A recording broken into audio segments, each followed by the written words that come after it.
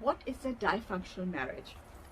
So, according to our religion and society, all of us, 99%, 0.9% are married and or were married.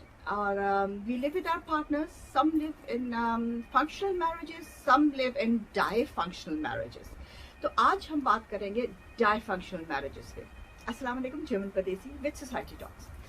Society talks ये क्योंकि ये इसके डायफैक्चुअल marriages जो होती हैं इनका अफेक्ट बहुत ज़्यादा होता है इंसान के खुद के ऊपर, पार्टनर के ऊपर, बच्चों के ऊपर, फैमिली के ऊपर. तो let's see what are the science, the red flags of a dysfunctional marriage. सबसे पहले तो ये कि you don't feel safe with your partner. Emotionally भी हो सकता है, फिजिकली भी हो सकता है कि आप अपने पार्टनर के साथ सेफ फील नहीं कर रहे. आपका पार्टनर जो है वो अग्रेसिव है, और या आपको कुछ लोग होते हैं जो नार्सिसिस्ट के साथ रह रहे होते हैं, यानी कि वो लफ्जी तौर पे अग्रेसिव है. कोई बात आप ऐसी कर देते हैं जिसकी वजह से वो आपको ऐसा सिनिकल सा स्माइल देता है कि यू आर लॉस्ट, और अंदर ही अंदर आपकी पर्सनैलिटी टूटती जाती है. That means being not being safe. और नेचुरली एग्रेसिव ज़्यादा भी हो सकता है. एग्रेशन के और भी बहुत सारे लेवल्स होते हैं. Your partner will not understand और लिसन टू यू. अब चाहे ये बहुत ज़रूरी चीज़ है कि पार्टनरशिप में एक दूसरे को सुना जाए और समझा जाए, क्योंकि ये देखिए आप दो लोग हैं जो डिफरेंट एनवायरनमेंट से आके एक साथ जो है वो जुड़े हैं और एक साथ ज़िंदगी गुजार रहे हैं. हर इंसान अपनी सोच लेके आता है और ज़रूरी नहीं कि उसकी सोच आपकी सोच के साथ टैली करे.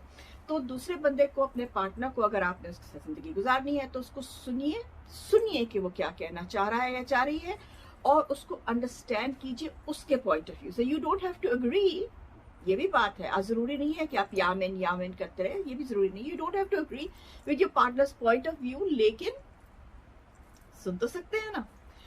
तो ये बहुत जरूरी है.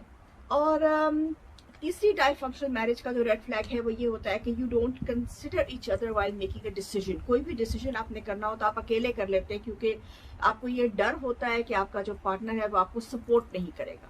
तो वहां से जो मैरिज है उसकी डाउनहिल शुरू हो जाती है, क्योंकि मैरिज में जो भी डिसीजन किया जाए वो आपके घर के लिए है, आपके बच्चों के लिए है, या एनवायरमेंट के लिए है. कोई भी डिसीजन है वो इकट्ठा मिलके होना चाहिए, सोच समझ के बात करके. फिर है उसके बाद के you don't speak highly of each other when talking to other people. यानी कि जब आप दूसरे लोगों से बात कर रहे होते हैं अपने पार्टनर के बारे में, तो आप अच्छा नहीं बोलते हैं अपने पार्टनर के बारे में, या आपके पास कोई अच्छे अल्फाज नहीं होते अपने पार्टनर के बारे में बोलने के लिए. तो ये जब भी आप किसी ऐसे इंसान से बात करें जो अपने पार्टनर के बारे में बुराई करे, या बुराई ना करे लेकिन ऐसी बात करे जो कि उसके पार्टनर को अच्छा शो नहीं करी, तो समझ जाए कि this person is living in a dysfunctional marriage. फिर है कि you don't approach a conflict with understanding and as a team but as opponents. अगर एक कॉन्फ्लिक्ट हो गया है, अब कॉन्फ्लिक्ट तो हर मैरिज में, जिंदगी में day in and day out होते रहते हैं, कोई छोटे कोई बड़े, डिपेंड्स. और अगर आप उस कॉन्फ्लिक्ट को एज अ टीम इकट्ठा मिलके नहीं देख रहे, ठीक है, गाड़ी का एक्सीडेंट हो गया फॉर इंस्टेंस, छोटी सी बात भी हो सकती है, और तो बहुत बड़ी बड़ी बातें भी होती है, बच्चा बीमार हो गया, या कोई भी ऐसी कोई बात हो जिसपे आपने फैसले करने हैं बड़े बड़े कि अब इसका क्या करना है, और वो उसको आप एक दूसरे के साथ लड़ना शुरू करते हैं उस पॉइंट के ऊपर, बजाय इसके कि एक दूसरे की सपोर्ट बन के और उसको फैसला करें. That is a dysfunctional marriage. ठीक है.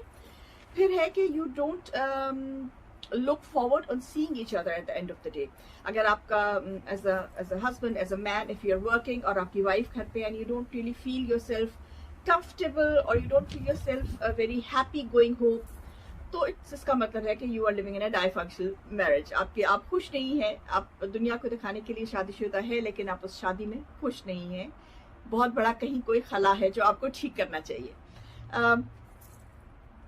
पहले वाला जो मैंने कहा था उसके साथ एक और आ जाएगा, you don't trust, you don't admire और रिस्पेक्ट ईच अदर्स डिसीजन. ये बहुत छोटी सी बात भी है और ये बहुत बड़ी बात भी है. ट्रस्ट तो बेसिक चीज़ है. मैं बहुत दफ़ा बहुत अपनी वीडियोस में कह चुकी हूँ कि ट्रस्ट जो है वो बेसिक है हर रिलेशनशिप का.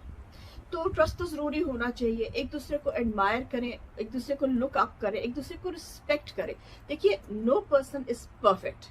ये तो बात हर जो है ना पत्थर पे लिखी गई है, नोबडी इज परफेक्ट, सवाए रसूल पाक सल्लल्लाहु अलैहि वसल्लम की जात के कोई जात परफेक्ट नहीं है, हर में कोई ना कोई खराबी थी, बट उसकी जो अच्छाइयाँ हैं, उसकी जो अपने पार्टनर की जो पॉजिटिव चीजें हैं, उसकी हमारा मजहब भी हमें यही सिखाता है और हमें करना भी यही चाहिए एक अच्छी जिंदगी गुजारने के लिए, कि जो पॉजिटिव चीजें हैं उनको देखिए और उनको एडमायर कीजिए और अपने पार्टनर को ट्रस्ट दीजिए और उसका ट्रस्ट लीजिए। दोनों चीजें बहुत जरूरी हैं। ऑफ कोर्स हर जगह पे एक्सेप्शंस होती हैं, but we are not talking about the exceptions. जहाँ पे एक्सेप्शन होती है वहां पे I am also for it कि अगर बिल्कुल बात नहीं बन रही तो रास्ते जुदा कर ले, लेकिन इज्जत के साथ, ना उसकी इज्जत को हर्फ आने दें ना अपनी इज्जत पे हर्फ आने दें।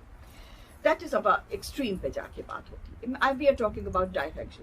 तो इसी के साथ ये दूसरा आ जाता है कि यू डोंट फील कंफर्टेबल और you don't feel happy spending time with each other, कि संडे है मियाँ बीवी मिलके बच्चों के साथ कोई अच्छा टाइम गुजार लेंगे या कोई हंस बोल लेंगे या कोई फैमिली एंटरटेनमेंट, या फैमिली नहीं है तो एक दूसरे के साथ एंटरटेनमेंट होगी।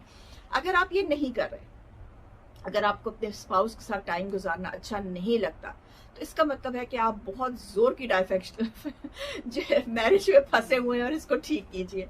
और सबसे बड़ी बात यह है कि यू डोंट सपोर्ट और you don't believe in each others dreams and goals.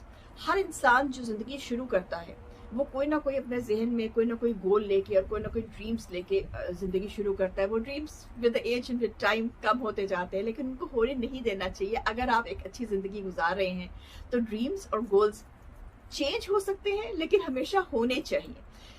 और अगर आप इनको एक दूसरे को सपोर्ट नहीं कर रहे दूसरे की ड्रीम्स पे, कोई इरेशनल ड्रीम हो तो चलो ठीक है, बंदा कहता है दिस इज इरेशनल, लेकिन एक रैशनल ड्रीम है कि हमने यहाँ तक जाना, हमने सेविंग करनी है, हमने घर बनाना है, हमने सेविंग करके गाड़ी ये वाला अपग्रेड करना है, अपने आप को घर अपग्रेड करना है, या हमें ये करना है, या बच्चे को फला स्कूल में पढ़ाना है या यूनिवर्सिटी में उसमें पढ़ा, उसके लिए हमें अपने आप को, अगर आपका यह कोई और गोल होगा आपका, तो वो अगर गोल आप जिंदगी में एक दूसरे के साथ सपोर्ट नहीं करते एक दूसरे को, तो you are going in a very very extremely dysfunctional marriage. ये तो सब बातें हो गई जी red flags in a marriage. अब हम देखते हैं कि इनको ठीक कैसे करें। ठीक करने के बहुत आसान तरीके, अगर आप, लेकिन आसान तरीके तब है अगर दोनों फरीक जो है, दोनों पार्टीज जो है वो एक दूसरे के साथ काम करने को तैयार है और ऑनेस्ट है, सबसे बड़ी बात है। तो फिर आप ऐसे कर सकते हैं कि आप कम्युनिकेशन कीजिए अपने अंदर, ठीक है, ऑनेस्ट कम्युनिकेशन एक दूसरे के साथ शुरू करें, ट्रांसपेरेंसी रखें अपने अपने जो भी आपके डे टू डे रूटीन्स हैं, या अपने जो भी आपकी रिश्तेदारी में एक दूसरे के साथ डीलिंग्स हैं या जो भी है, उसमें ट्रांसपेरेंसी रखें। You should know each others movements, ठीक है, ऑनेस्टी से एक दूसरे के साथ डील करें और दूसरे को भी एक्सपेक्ट करें कि वो आपसे ऑनेस्टली ही डील कर रहा होगा। अनलेस ही और शी प्रूव्स अदरवाइज, तो फिर उसके कॉन्सिक्वेंसेस उसको बता भी दें और अपने लिए भी रखें कि अगर ये ऑनेस्टली नहीं चल रहा या चल रही तो इसके ये कॉन्सिक्वेंसेस होंगे। Be honest to yourself, तो that is the most important thing, ठीक है। और रीअश्योरेंस दें एक दूसरे को। अगर आप दोनों, इस सूरत में है ये कि अगर आप दोनों पार्टीज जो है वो इसको करना चाहती हैं, तो अपने आप को रीअश्योरेंस दें। You can always start again. It is not impossible. It is difficult, yes.